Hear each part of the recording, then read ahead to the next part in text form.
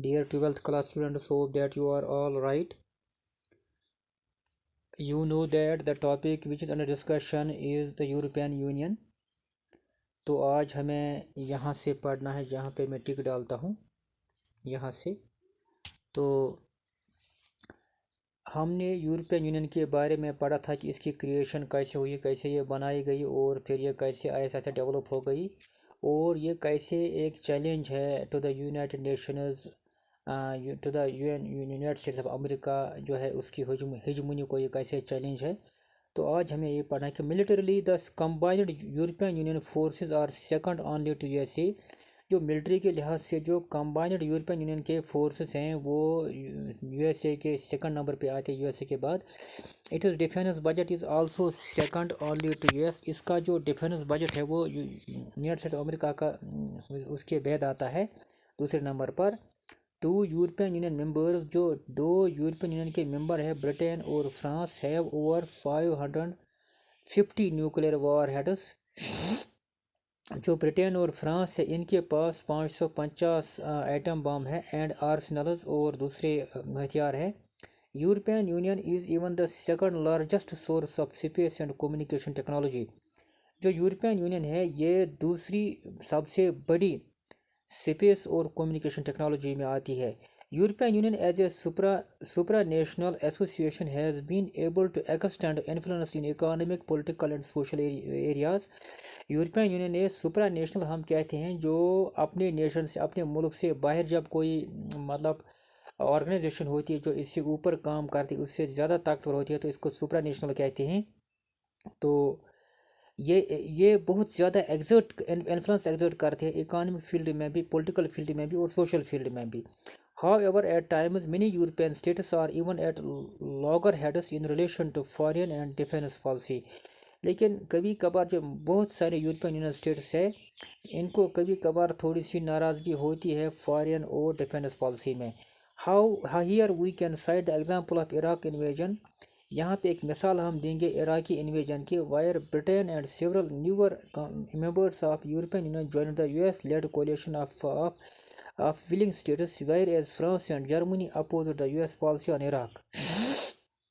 जब जब मतलब यूएसए ने ये मतलब डिसाइड किया कि हम इराक पर हमला करेंगे सद्दाम हुसैन के दौर में, तो बहुत सारे जो न्यूअर मेंबर्स थे यूरोपियन यूनियन के उन्होंने ज्वाइन किया यूएसए की आर्मी के साथ और उन्होंने इराक पर हमला कर दिया। लेकिन फ्रांस और जर्मनी ने इस हमले की अपोजिशन की, इसके खिलाफ हो गए। Certain parts of Europe are even skeptical about European Union's integration agenda। और कुछ पार्ट्स जो यूरोपियन कंटेंट इसके कुछ है वो थोड़ा एप्रहेंसिव है, उनको थोड़ा कुछ अंदेशा है कि ये जो इंटीग्रेशनिस्ट जो है इन्होंने जो इत्तेहाद किया यूरोपियन यूनियन के साथ, ये थोड़ा डरते हैं कि कहीं ऐसा ना हो कि हमें कभी कभार कोई बड़ा नुकसान उठाना पड़े। Here we can cite the example of former British Prime Minister Margaret Thatcher who kept UK out of the European market. यहाँ पे हम एक मिसाल देंगे ब्रिटिश प्राइम मिनिस्टर की जिसका नाम था मार्गरेट थैचर। उसने यूनाइटेड किंगडम को बाहर रखा, दूर रखा यूरोपियन मार्केट से जो यूरोपियन यूनियन का मार्केट है। Likewise the Maastricht treaty and adoption of euro as common foreign currency have been opposed by Denmark and Sweden.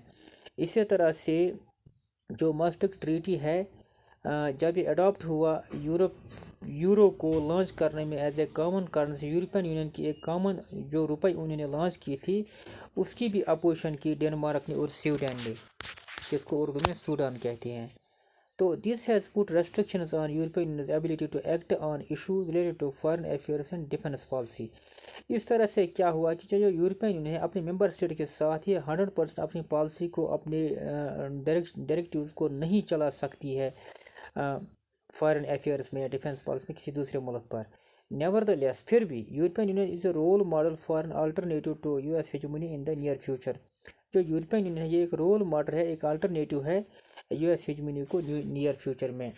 तो ये सब कुछ था जो हमने यूरोपियन यूनियन में पढ़ा, लेकिन फिर भी हमें एक बात याद रखनी चाहिए कि जो यूरोपियन यूनियन वर्ल्ड लीडर्स ने उस वक्त यूरोप में बनाई जब सेकंड वर्ल्ड वार एंड हुआ, इससे यूरोप में बहुत ज़्यादा बेहतरी आ गई, उनमें यूनिटी कायम हो गई, उनमें डेवलपमेंट हो गई, ان میں ٹیکنالوجیکل فیلڈ میں ڈیولپمنٹ ہو گئی، سوشل فیلڈ میں ترقی ہو گئی، اکانومی فیلڈ میں ترقی ہو گئی، مطلب پولیٹیکل فیلڈ میں ترقی ہو گئی، کلچرل فیلڈ میں ترقی ہو گئی. I feel that this European has played a major role in integrating the Europe and advanced it in all spheres whatsoever. تو اس طرح سے اگر ایشیا کے جو بہت سارے کنٹریز ہیں، جن میں انڈیا ہے، جن میں پاکستان ہے، جن میں چائنا ہے، جن میں بھوٹان ہے، جن میں نیپال ہے، جن میں بنگلہ دیش ہے، جن میں مالدیوز ہے، جن میں سری لنکا ہے، جن میں افغانستان ہے، جن میں مطلب دوسرے جو اس کے ارد گرد بہت سارے ملک ہیں، اگر یہ بھی ایک دوسرے کے ساتھ اسی طرح سے انٹیگریٹ ہوتے، اپنے ان کے جو میوچول ڈفرینس، ان کے جو آپسی ناراضگی اس کو بھول دیتے اور ترقی پر اپنا زیادہ فوکس رکھتے، تو شاید یہ بھی ایک اچھی طرح ایک مقام پر پہنچ سکتے جہاں پہ مطلب یہ خود کی جو ان میں آنا ہے، جو ان میں ضد ہے، تعصب حسد، اس کو بھول کر یہ بھی ایک ترقی کے ایک اچھے روڈ پر چلتے اور تیز رفتار سے چلتے. لیکن یہ تبھی ہوگا جب یہ اسی طرح سے خود کو انٹیگریٹ کریں گے، خود کو ایک آرگنائزیشن میں مطلب کھڑا کریں گے. جیسے یہاں پہ ایک آرگنائزیشن یہ ہے، اس کا نام ہے یہ سارک، ساوتھ ساوتھ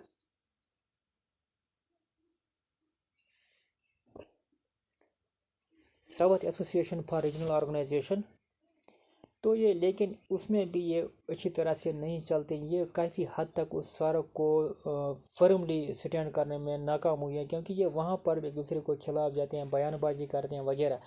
تو اس طرح سے ایشیا انٹیگریٹ نہیں ہوتا جس طرح سے یورپ ہوا ہے، کیونکہ وہ بہت براڈلی سوچ، انہوں نے وہاں پہ جو سیکنڈ ورلڈ وار بہت خطرناک جنگ، اور آپ خود بھی دیکھ سکتے ہیں کہ امریکہ نے جاپان پر آئٹم بم 2 گرائے اور ان کو اتنی بھاری تباہی اٹھانی، لیکن پھر بھی جاپان اور امریکہ ایک کندھے سے کندھا ملا کر چلتے ہیں. پرانی دشمنی کو، پرانی ناراضگی کو بھول کر انہوں نے پھر سے ایک اچھی زندگی کی سٹارٹ کی ہے، اور اب ایک دوسرے کو بہت زیادہ کوآپریٹ بھی کرتے. یہ تبھی ہوگا جب انسان پرانی اس دشمنی کو، تعصب کو، حسد کو، ناراضگی کو بلائے، تبھی یہ آگے بڑھ سکتا. ادروائز پھر زندگی مطلب بار بار پریشان ہوتی ہے، فنا ہوتی ہے. Thank you.